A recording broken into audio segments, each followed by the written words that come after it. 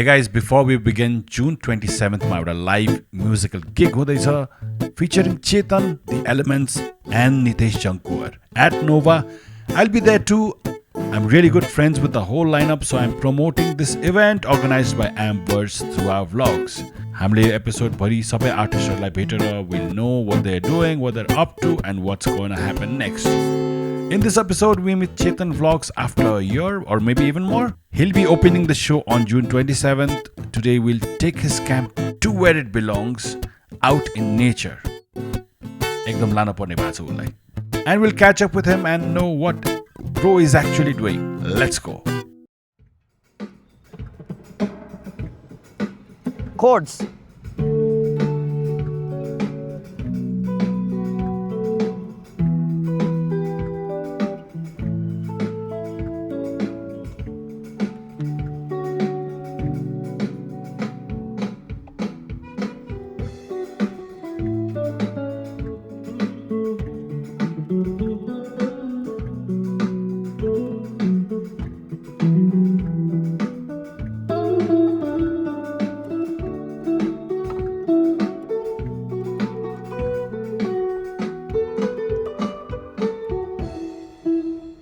यो ठाउँमा कतिवटा म्युजिक प्रड्युस गर्यो होला ब्रो तिमीले चाहिँ अहिलेसम्म होइन गर्न त धेरै गरिसकेँ ब्रो. क्याम्पर स्टार्ट भएकै हामीले 1 year भइसक्यो अलमोस्ट. लास्ट टाइम भ्लग गरेको थियौँ नि, द्याट वाज माई फर्स्ट त्यसपछि मैले अलमोस्ट गरिसकेँ होला 40-50वटा. एक्चुअली हाम्रो क्याम्पर बनाएपछिको प्लान चाहिँ के थियो भन्दाखेरि चाहिँ हामी ठाउँ ठाउँमा गएर आर्टिस्ट हन्ट गर्छौँ भन्ने प्लान थियो. त्यो प्लान चाहिँ अब सुरु होला जस्तो नै भइरहेको छ, बिकज मैले चाहिँ एउटा ठाउँबाट हाम्रो डिजलको लागि स्पोन्सर पाइरहेको छु. सो यो कुरा भयो भने चाहिँ you don't have to come Kathmandu आइरहनु परेन तपाईँहरू, म तपाईँहरूको सामु आउँछु. तिम्रो लागि चाहिँ लाइक म्युजिकको जर्नी कसरी सुरु भयो? How did you like end up doing music? एक्चुअलीमा चाहिँ के थियो भन्दाखेरि चाहिँ मेरो सायद मैले यो स्टोरी कतै भनेको पनि छैन. म चाहिँ मेरो लाइफमा म्युजिक कसरी आयो भनेर, मेरो स्टेप ड्याडसँग चाहिँ एउटा अकोस्टिक गिटार थियो होइन. जुन अकोस्टिक गिटार चाहिँ मैले हार्डली चलाउन पाउँथेँ. ड्याडीले अलिकति केयर गरेर राख्नुहुन्थ्यो. यु नो अहिले सबै गिटारिस्टले त्यो केयर गर्दो रहेछ, पछि मैले थाहा पाएँ त्यो कुरा. मेरो बाउले त के गिटारै बजाउन दिन्न जस्तो लागिरहेको थियो क्या. पहिला भन्नु पनि हुन्थ्यो डोन्ट टच भनेर.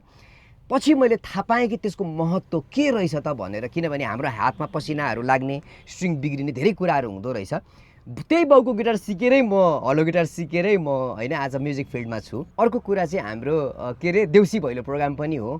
सानो बेलामा चाहिँ फुचे हुँदाखेरि चाहिँ होइन बौद्धमा चाहिँ मेरो साथी मनोज, नवीन, शशि होइन हामी सबैजना मिलेर चाहिँ देउसी भैलो प्रोग्रामहरू गर्थ्यौँ.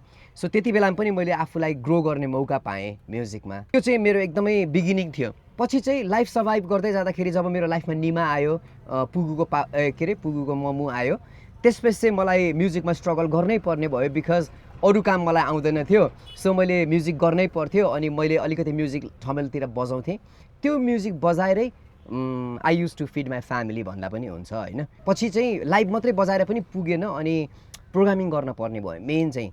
अनि म्युजिक प्रोग्रामिङ गर्दाखेरि चाहिँ त्यति बेलामा चाहिँ अनि मैले सबै भाइहरू जस्तै हाम्रो बुलेट फ्लोहरूदेखि लिएर होइन त्यति बेला अब धेरै मलाई अहिले नाम त आउँदैन, के सिओडीहरूदेखि लिएर सबै. अनि दो songs were quite hit in the market त्यति बेलामा, जस्तै सताएर लजाउने बानीहरू होइन. हाम्रै स्टुडियोमै रेकर्ड भयो. Shailesh Spadix, big shout out. हाम्रो त्यति बेला हाम्रो इन्जिनियर चाहिँ के अरे शैलेश स्प्याडिक्स ब्रो थियो. त्यसपछि धेरै नम्बर्सहरू आयो. मैले मानससँग पनि काम गरेँ त्यति बेलामा. त्यो गीतको नाम चाहिँ मैले बिर्सेँ, तर सनन I think that track is Sanon something track होइन. बिग साउट आउट मानस ब्रो. अनि त्यसरी हाम्रो म्युजिक करियर बन्दै गयो. अनि त्यही हो, अहिले हामी यहाँ छौँ क्याम्परमा.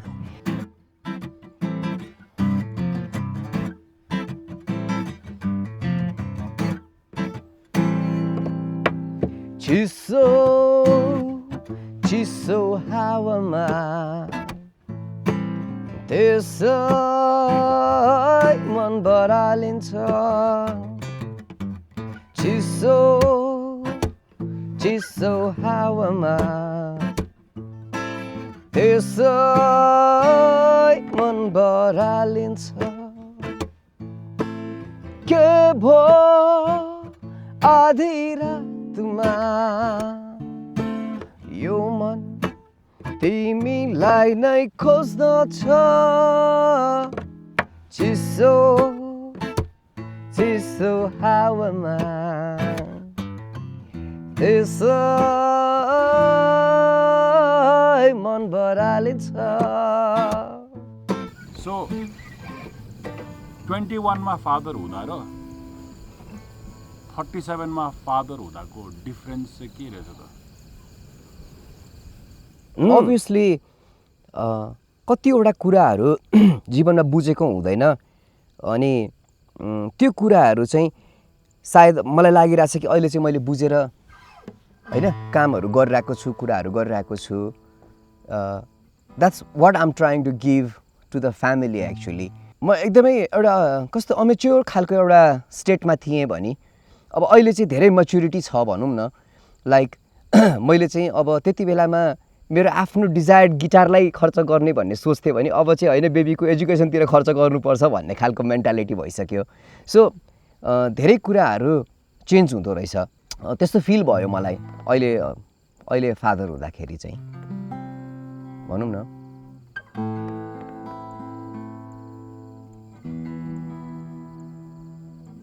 त्यति बेलामा चाहिँ इभन मैले अब प्रायोरिटी हुन्छ नि आफ्नो पहिल्यैदेखि रहर थियो कि एउटा फेन्डर गिटार हुनुपर्छ भनेर हुन्छ नि गिटारिस्टहरूलाई फर्स्टमै मैले त्यो फेन्डर गिटार लिइदिएको थिएँ क्या अब चाहिँ लाग्छ कि होइन अलिकति अब गिटार त जस्तो भए पनि बजाउन सकिँदो रहेछ टेक लिन सकिँदो रहेछ तर अहिले चाहिँ अब प्रायोरिटी चाहिँ केलाई हो होइन त्यसलाई दिनुपर्छ आफ्नो फ्यामिली आफ्नो होइन सराउन्डिङ यताउति त्यस्तो हुँदो रहेछ म्युजिकमा यत्रो वर्ष काम गरियो जुन अब अहिलेको सो हुँदैछ it will be grand I guess because यसमा हामी तिनैजना छौँ जहाँबाट हाम्रो करियर सुरु भएको थियो होइन मैले त्यति नै बेला हो नि त्यसलाई पनि चिनेको फर्स्ट टाइम मैले त अझै सोचिरहेको थिएँ कि हामी तिनैजना दाजुभाइ चाहिँ टक्क स्टेजमा अगाडि आऊँ अनि त्यो पुरानो सङलाई एकचोटि रिभाइभ फेरि गरौँ अनि let's give that vibe to people भनेर क्या यस्तै है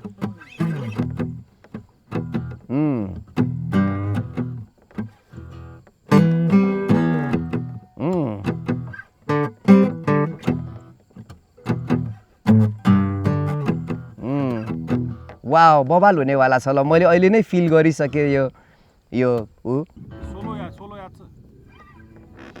सोलो त अब त्यसको लागि त हामीलाई इलेक्ट्रिक गिटारै चाहिन्छ आई डोन्ट रिमेम्बर ब्रो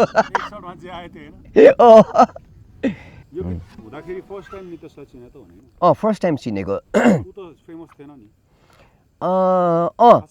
खासै थिएन तर जुन चाहिँ उसको माइन्डमा सङ्ग्सहरू रहेछ त्यो चाहिँ अलरेडी फेमस रहेछ भनौँ न किनभने जुन सङ चाहिँ उसले लेखेको थियो त्यति बेला एकदम केटाहरूलाई रिलेट गर्थ्यो क्या गेडे जस्तो जिन्दगी मान्छेले जब नपाइरहेको सिचुएसन देशमा अनि हालत त्यस्तै मेरो एम्टी जिन्दगानी भन्दाखेरि ठ्याक्कै एउटा जेनेरेसनलाई टच गर्यो क्या त्यसले स्टिल मलाई लाग्छ कि मान्छेहरूले स्टिल गीत सुन्छ क्या किनकि मलाई चाहिँ अब आर्टिस्टहरूको गीत पुरानो भयो भन्छ नि चलन छ तर जुन सङबाट हामी हुर्केको त्यो त कहिले पुरानो हुँदैन जस्तै अब नारायण गोपालको गीत स्टिल वी लभ होइन म सुन्छु स्टिल क्या अनि ट्राई चाहिँ गर्छु कि आफ्नो गिटारमा चाहिँ कसरी गरौँ भन्ने ट्राईहरू गरिरहेको हुन्छु मलाई लाग्छ कि त्यो सङहरू बन्यो तर हराउनको निम्ति चाहिँ होइन क्या ब्रो साँच्ची नै जुन चाहिँ मैले उसको क्रेज देखेँ जब उसले बाहिर सोजहरू गर्दाखेरि मान्छेहरू आएर त्यो सङहरू उसँगै गीत गाइदिएको थियो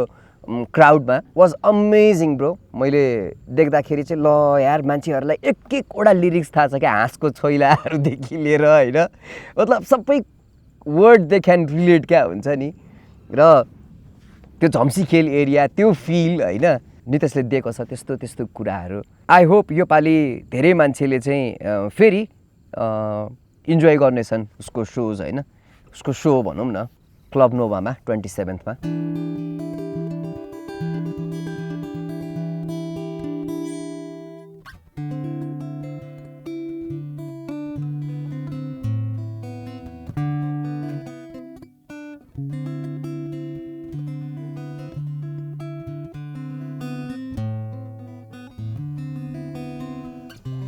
अहिले के छ मान्छेहरूले क्याम्परमा आएर चेतन दाई भनेर भनिरहन्छ होला नि अहिले मान्छेहरूले बाटोमा कतिको भेटघाट कतिको कस्तो छ मान्छेहरूसँग अडियन्ससँग अहिले अहिले पनि मान्छेहरूले चाहिँ मलाई एउटा रेस्पेक्टकै भावनाले चाहिँ हेरिरहेछ होइन जुन चाहिँ मलाई चाहिँ लागिरहेको थियो कि सायद मैले त्यो गुमाइसकेँ मेरो जीवनमा त्यस्तो लाग्थ्यो होइन तर अहिले पनि people are still encouraging me like गताइ गरौँ न people still want vlogs from me जस्तो लाग्छ क्या तर यु नो लाइक आफूले चाहिँ क्रिएटिभिटी नगर्दाखेरि चाहिँ कस्तो हुँदो रहेछ भने त्यो अलिकति छोडिदिउँ भन्ने किसिमको हुँदो रहेछ तर मलाई चाहिँ एकदमै इन्करेज भइरहेको छु जुन चाहिँ म थिइनँ लास्ट टाइम जस्तै ब्रोले आएर हामी गरौँ न एउटा भनेर हामीले गऱ्यौँ त्यो भ्लग त्यसपछि म अलिकति बुस्टअप जस्तो भएको थिएँ फेरि सेलाएँ अहिले चाहिँ फेरि त्यस्तो लागिरहेछ कि I think I should start again भनेर मान्छेहरूले म्युजिक मसँग गर्न खोजिरहेको छ they are giving me work होइन काम दिइरहेछ मलाई अब म इभन आफूलाई अब सिक्नुतिर पनि इन्करेज गरिरहेको छु मलाई लाग्छ कि सायद मैले अब सिक्नु पनि पर्छ होला किनभने आफूलाई चाहिँ होइन सार्प अप गरिरहनु पर्यो आर्टिस्टहरूको सङ्ग्सहरू लिएर यस्तै डाँडाकाँडामा आउँ टक्क एक दुई दिन बरु यहीँ बसौँ म्युजिक मजाले गरौँ होइन उनीहरूलाई पनि सेटिस्फाई काम दिउँ उनीहरू पनि सेटिस्फाइड होस् मेरो कामबाट त्यस्तो खालको म्युजिकहरू गर्न मन छ तर धेरै होइन महिनामा हप्तामा एउटा गीत सकाउने हिसाबले महिनामा 4वटा मात्रै काम गर्ने तर बबाले गर्ने राम्रो गर्ने जस आर्टिस्टलाई चित्त बुझोस् त्यही भएर पनि सोचिरहेको छु सायद अब त्यो क्याम्पर पनि अब नबनाउनु बनाइसक्यो त्यसलाई लिएर चाहिँ कतै गएर मजाले काम गरौँ जस्तो पनि लागिरहेछ क्याम्पर बन्न 3 वर्ष लाग्यो नि 3 वर्ष 3 वर्ष 1-2 वर्ष त क्याम्पर त कतै थन्क्यो अब क्याम्परमा बसेको 2-3 वर्ष भयो छैन भर्खर 1 इयर भयो क्याम्परमा बसेको 1 इयर भयो what does that camper mean to you studio नै मलाई बोकेर चाहिँ साँच्चै नै नेचरमा गएर काम गर्ने रहर थियो जुन होइन मैले पहिला पनि भन्ने गर्थेँ कि आई वान्ट टु एक्सप्लोर होइन हाम्रो नेपालीको म्युजिक कल्चरहरूलाई चाहिँ म निकाल्छु एक्सप्लोर गर्छु भन्ने थियो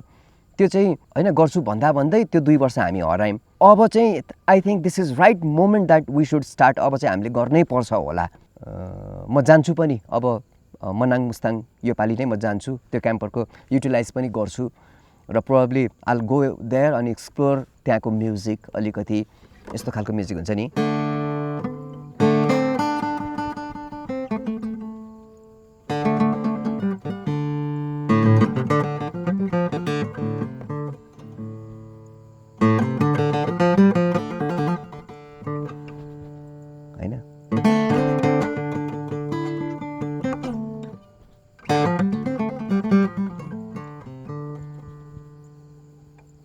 यस्तो खालको म्युजिकहरू नि उनीहरूको ट्रेडिसनल ड्रम बजेको धम धम त्यस्तोहरू एक्सप्लोर गर्न मन छ अब चाहिँ let's hope for the best होइन म हुर्केको त तराई गाउँतिर हो क्या ब्रो होइन थारू गाउँ भन्छ नि पुरा मुसाको अचारहरू खाँदै होइन डुक्री मुसाहरूको अचार सानो बवाल हुन्छ नि ब्रो अचार त मान्छेहरूलाई चाहिँ अति लाग्ला होइन तर अति नै बवाल हुन्छ किनभने त्यो कैलाली सुदूरपश्चिम कैलाली जिल्ला खासमा चाहिँ टिकापुर भन्ने ठाउँमा चाहिँ हुर्किएँ म चाहिँ तर हाम्रो लम्की एरिया हो क्या लम्की एरिया हो मेरो गाउँ पनि लम्कीबाट जस्ट 2-3 किलोमिटर मात्रै वरिपरि हो बलिया भन्छ होइन त्यहीँ हुर्किएको थारू गाउँमा अनि तराईमा जान मन छ मलाई अनि उनीहरूको ल्याङ्ग्वेज अब त मलाई त आई क्यान डु म्युजिक नि है बच्चामा मलाई तिनीहरूको गीतहरू कस्तो दामी लाग्थ्यो क्या थारू गीतहरू त्यहाँबाट पनि मेरो म्युजिक लाइफमा सुरु भयो ब्रो लाइक मैले बच्चा बेलामा चाहिँ त्यो गीतहरू रेडियोमा बज्दाखेरि कसरी बज्छ होला जस्तो पनि फिल हुन्थ्यो क्या ब्रो रेडियोभित्र त मान्छे अड्दैन अनि तर मलाई बच्चामा पनि त्यति सेन्स हुन्थ्यो कि कोही चाहिँ कहाँ बसेर चाहिँ बोलिरहेछ अनि यो रेडियोले समातिरहेछ भन्ने चाहिँ कन्सेप्ट चाहिँ त्यो फुच्चेमा पनि मलाई आएको क्या जुन चाहिँ मेरो सँगको चौधरी साथीहरूले चाहिँ सानो मान्छेहरू भित्र छिर्छ रेडियोमा भन्ने कल्पनाहरू गर्थ्यो क्या ब्रो जुन चाहिँ मैले चाहिँ पत्याउँदैन थिएँ क्या त्यो कुरा कहाँ सानो मान्छे हुन्छ यार होइन रेडियोभित्र छिर्छ भन्ने मतलब त्यस्तो पनि कन्सेप्टहरू सुनिन्थ्यो सायदै हामी नभेटेको भए मेरो म्युजिक अगाडि बढ्दैन पनि थियो होला अब म त्यही होइन 2-3वटा कोठामा त्यतिकै म्युजिक गरेर बसिरहेको हुन्थ्यो होला होइन गिरिस्तालाई भेटेर क्यामेरा होइन आयो लाइफमा तिमीलाई भेटेर लेन्स आयो होइन त्यहाँबाट पनि सुरु भयो नि त एउटा लाइफ एउटा म्युजिकल जर्नी सुरु भयो we did that song together imagine there's no heaven it's easy if you try no hell below us above us only sky imagine all the people living life in peace I actually met Chetan through a Hamro Bazaar ko lens transaction back in the day. Landed up recording stuff in his studio for my work, and then the vlogs followed. 10 years ago, we actually got together and made a rendition of Sindhuli Gadi Khumera Herda Wala song, sung by Nitesh Jankuar. Later on, Chetan and NJK also worked together and they came up with big, massive hits. We remember Chetan through his Papa Pugu vlogs. What innocent, cute, feel-good videos those were. त्यसपछि we also know him for his music production for V10, 555 in his early days, and collab with various artists that took over YouTube. His safe yet unpredictable persona helped and encouraged a lot of people to start making music, start DIY projects, and mostly just to be happy and smile. Today he's a dad of 2 beautiful children, leaning more towards the work-life balance. 10 years since I've known this person, and despite his fame, all in ups and downs, there is zero change in his approach in life. And with his greatest passion, his music. We live as one